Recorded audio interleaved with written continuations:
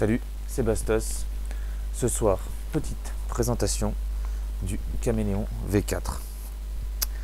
Alors, le Caméléon V4, qu'est-ce que c'est?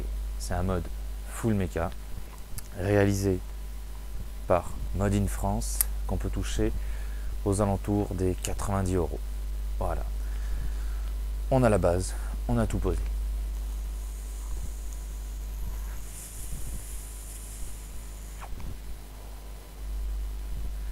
Comme tous les modes full alu, il demande un petit peu plus d'entretien. On va passer directement en gros plan parce que on va regarder comment faire, on va dire entre guillemets, le meilleur entretien pour ce type de mode. On pourra quand même supprimer la partie ultrason, c'est du plus. Ça sera juste un peu plus chiant pour vous avec l'alcool, pour décrocher les parties intérieures, etc. Sinon, il n'y a pas de problème. Allez, gros plan, go!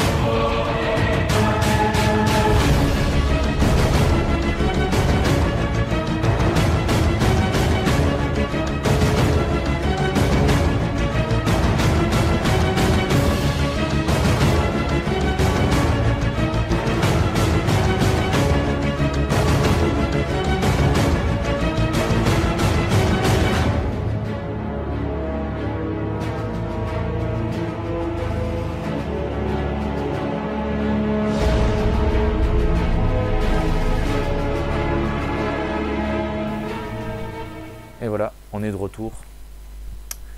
On a vu comment le nettoyer, le graisser pour qu'il donne le meilleur de lui-même. Et maintenant, justement, c'est ce qu'on va regarder, c'est qu'est-ce qu'il peut donner au niveau du drop. Quand on lui pose dessus un atto à 1,8 ohms, en fonction bien sûr, on va le comparer toujours avec une référence. Donc maintenant, le magnéto. On va commencer donc par la batterie qui va être utilisée.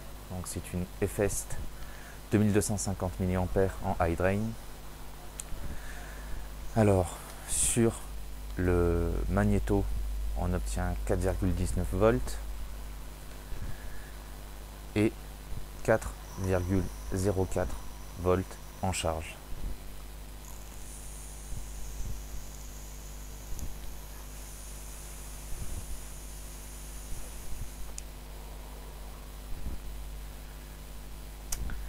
Maintenant, on va passer au Caméléon V4, batterie 4,18 volts. Avec l'atto posé dessus, on va passer à 3,88 volts. 0,3 volts de drop. Ça fait beaucoup, je trouve. Mais bon, c'est comme ça.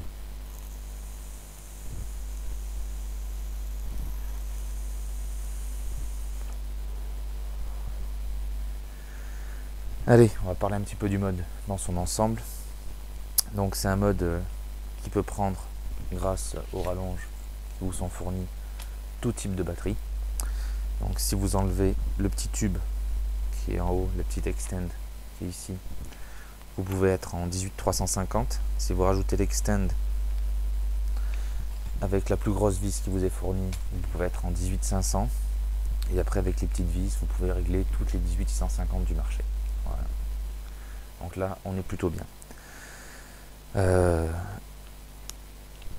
La connexion 510 a été remaniée par le modeur. Mais elle est faite entre guillemets à l'ancienne, c'est-à-dire c'est une connexion à 510 qui est rentrée en force et donc qui n'est pas arasante. Donc vous ne pourrez pas être flush avec tous vos attos. c'est pas trop dérangeant si vous vapez en carto. Pour le Genesis, ça peut être un peu plus embêtant. Parce que les gens qui vapent en Genesis aiment bien être vraiment rasant au maximum.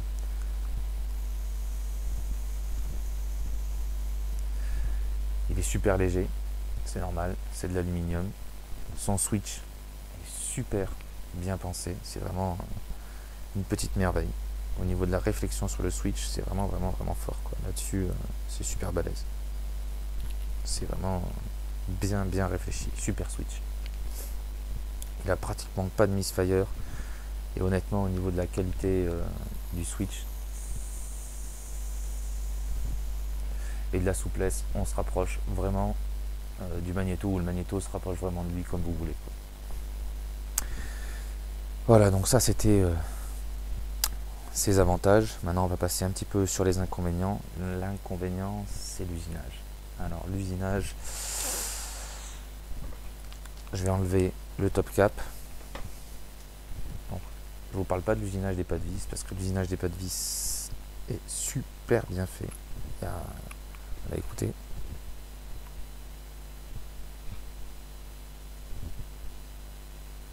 vous avez strictement rien entendu. C'est extra. A contrario, ben voilà. Donc ça, c'est les deux tubes. L'extend, le tube 18350. Donc pareil, écoutez. Phénoménal. Pas un bruit, rien. Ça grippe pas. C'est super. Le défaut, c'est que le tube il n'est pas concentrique. Donc là, si je le mets dans la position classique, c'est-à-dire tube 18350 extend, c'est super bien fait, on voit pratiquement pas la séparation. A contrario, si j'inverse les tubes, vous allez me demander pourquoi j'inverse les tubes. Tout bêtement parce que c'est un test comme un autre, puisqu'on le fait sur tous les autres modes, pourquoi pas le faire sur celui-là. Quand on inverse les tubes, on se rend compte que l'extend, en fait, il est complètement décalé, c'est-à-dire qu'il n'a pas été usiné de façon concentrique. Écoutez, voilà, il est décalé. J'aimerais bien qu'on puisse le voir à la caméra, mais si focus, ça serait sympa.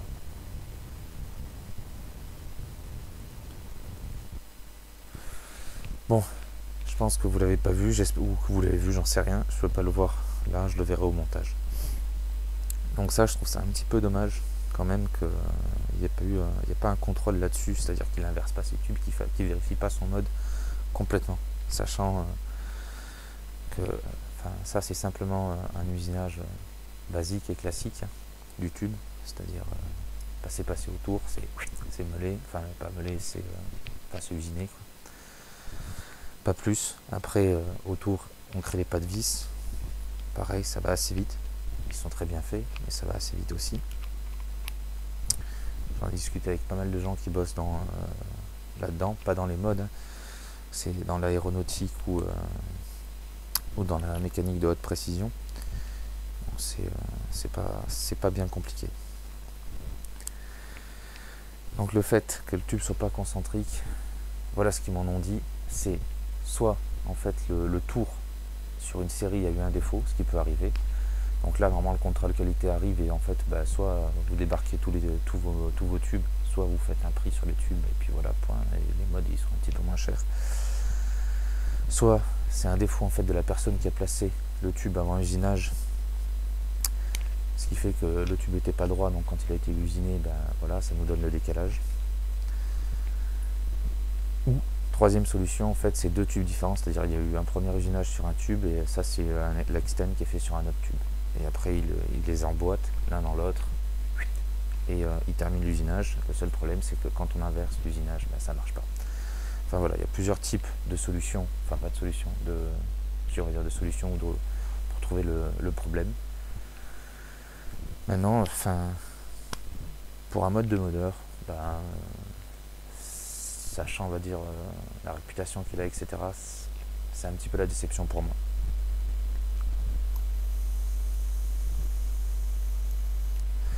Voilà, donc maintenant, je vais vous terminer par avantage inconvénient. Avantage, le poids. sorti du défaut d'usinage, il est quand même super bien fait. Le switch, super agréable. Le trou d'air, énorme. C'est-à-dire que vous allez pouvoir, on va dire, taper dedans comme il faut, taper sur votre batterie comme il faut. Inconvénient, le fait que le connecteur 510 soit pas rasant. Et ça, si, ça m'embête un peu. Et pour terminer, usinage non concentrique. Voilà.